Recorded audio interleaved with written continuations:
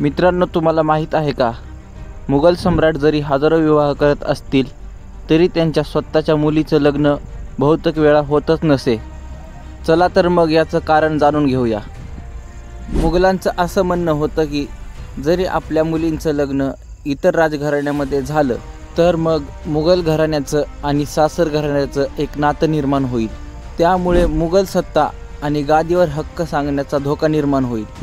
मित्रांनो, मुघल बादशाह स्वतःला शहंशाह समजत होते आणि इतर घराण्यांना ते कमी समजत होते।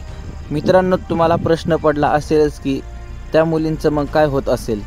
मित्रांनो, त्यांच्या मुलीचं जीवन झाकलेलं म्हणजेच पडद्याआड असायचं। मित्रांनो, अकबराची मुलगी औरंगजेबची मुलगी झेबुन्निसा या दोघेही अत्यंत बुद्धिमान होत्या, पण आयुष्यभर अविवाहितच राहिल्या।